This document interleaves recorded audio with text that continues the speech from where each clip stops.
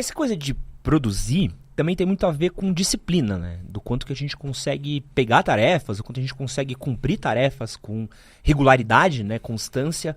Qual que você acha que é o caminho para a gente conseguir adquirir disciplina no nosso dia a dia? Essa é uma pergunta boa, porque o pessoal pensa que como eu fui militar eu aprendi a ser disciplinado lá dentro, né? E na verdade não. O exército foi só um filtro. Porque no concurso que eu passei, que era para Escola Preparatória de Cadetes do Exército, e lá vai direto para a Academia Militar das Agulhas Negras, né? Eram 470 vagas, teve uns 700 aprovados, aí chamaram os 470 primeiros, mas um monte de gente ia embora nas primeiras semanas, foi chamando todo mundo, chamou até a última pessoa do concurso. Todos que foram aprovados foram chamados, porque se você entra lá dentro e vê aquele ambiente cheio de regras, cheio de horários, inflexível com atrasos. Você era punido, você perdia o seu fim de semana e ficava lá um regime de internato sem poder sair. Podia até ser preso, né? Preso ficar atrás de grades mesmo, por conta de coisas disciplinares, que sabe, são bobas no olhar de quem está de fora. Então aquele ambiente expulsava quem não era disciplinado e mantinha aqueles que eram. E eu só me mantive lá dentro, eu já era disciplinado antes. E eu não sei falar para você o porquê que eu já era disciplinado. Então, eu nunca tive que me preocupar em desenvolver disciplina. Eu sempre fui. Agora, o que eu posso falar para quem está assistindo é que foi algo muito recompensador na minha vida, sobretudo no mercado financeiro. Eu acho que é um dos mercados que mais premia a disciplina. E eu digo isso pelo seguinte, né? Você tem histórias, tem uma, especialmente que eu acho fantástica, que não é nacional, é americana, mas vocês podem até pesquisar aí na Wikipedia, no Google. Procurem por James Reed, R-E-A-D. Vocês vão achar alguma coisa mais ou menos assim. Foi um frentista, faxineiro e filantropo multimilionário americano. Como é que o cara que era faxineiro e frentista virou um multimilionário, né? Quando James Reed morreu, ele tinha mais de 90 anos, ele tinha uma fortuna de 8 milhões de dólares, né? Que foi construída com investimento ao longo do tempo. Por quê? Porque ele foi um cara disciplinado. Ele começou a investir cedo, não parou mais e no final da vida ele tinha construído essa fortuna. Só por ter feito aquilo todo mês, corriqueiramente, ainda que o ambiente fosse nada corriqueiro. Aí se você olha para isso, o resultado do James Reed, faxineiro e frentista durante boa parte da vida dele, antes de se aposentar, é muito melhor do que o resultado de um monte de gente altamente educada, que nos Estados Unidos foi para Harvard, né, que tinha as melhores colocações profissionais, e o cara não juntou esse patrimônio todo ao longo da vida. E qual é a diferença dos dois? Um foi disciplinado, o outro talvez não tenha sido. Talvez tivesse até mais conhecimento. E isso não acontece fora do mercado financeiro. O James Reed, como faxineiro, não conseguiria operar um coração melhor do que um cirurgião. Ele não conseguiria montar um foguete melhor do que um engenheiro. Ele não faria uma arma nuclear melhor do que um engenheiro com especialização em física, algo assim. Agora, nas finanças, o cara que é muito disciplinado consegue melhor do que os profissionais, porque a recompensa é faça aquilo por muito tempo e o tempo vai te premiar, que é o efeito dos juros compostos. Então, não sei se eu vi isso muito cedo, mas eu sempre tive disciplina, é algo que realmente muda a vida.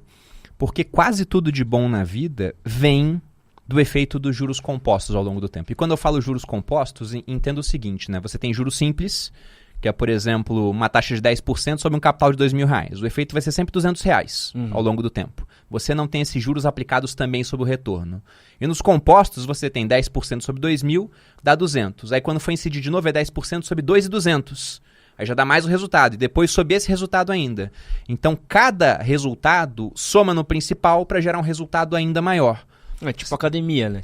Exatamente. Você nunca volta pro zero. Você sempre tá a partir do momento que você... Exatamente. Você vai um dia, você obteve um ganho. No dia seguinte, você tá melhor porque já tem aquele ganho e obtém um ganho um pouquinho acima.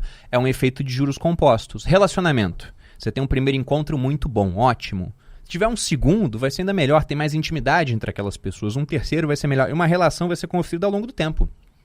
Se for só um encontro, pode ter sido ótimo, mas foi só aquilo.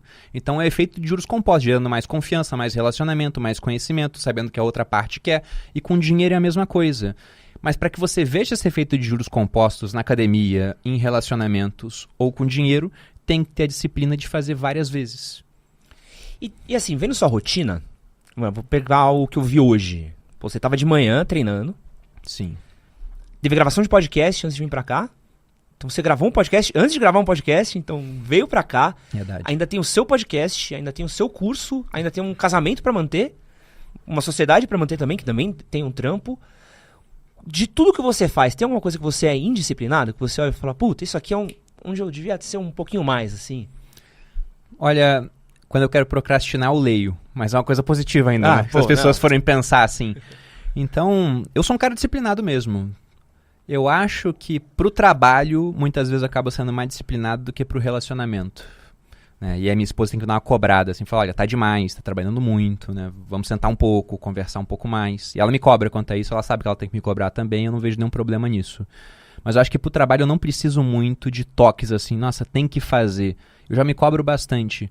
Até porque nesse mundo de internet, você tem 2 fatores que podem ser muito bons ou muito ruins, dependendo de onde você está. Que é o fato de que é muito fácil começar. Isso é ótimo para o iniciante. Qualquer pessoa com uma câmera e um celular em casa pode começar. Só que isso é muito ruim para quem já começou, porque o tempo todo é concorrência nova chegando. E por conta dessa facilidade, você tem o segundo fator, que é essa baixíssima barreira de entrada. Se todo mundo pode fazer, e se a recompensa é muito grande, porque o cara consegue ficar milionário muitas vezes, muita gente vai tentar. E vai ter um cara que ele vai começar a fazer, não vai ter família, não vai ter nenhum tipo de ocupação, ele vai ser obcecado pelo que ele faz. E se eu não for tão obcecado quanto esse cara, ele vai me passar. Então eu sou absolutamente viciado no meu trabalho. Eu trabalho muito, eu trabalho aquilo que eu preciso para entregar o que eu quero, e a gente tem metas bem ambiciosas lá no grupo. E eu acho que não tem para onde correr. Na internet vai ser isso. Tem uma frase de um empreendedor ele é americano, ele nasceu na Índia, mas está radicado nos Estados Unidos, que é o Naval Ravikant. Eu gosto dele porque ele também gosta bastante dos estoicos, trabalhou com tecnologia, tem uns pensamentos bem interessantes. O Ravikant, ele fala que os vencedores em qualquer jogo são aqueles que se viciaram tanto naquilo que continuam jogando, ainda que os resultados da vitória sejam ganhos cada vez menores, né? Marginais decrescentes, ou seja, você ganhou, você está feliz, ganhou a próxima, você está feliz, mas só um pouquinho mais, a ponto de talvez nem ter diferença.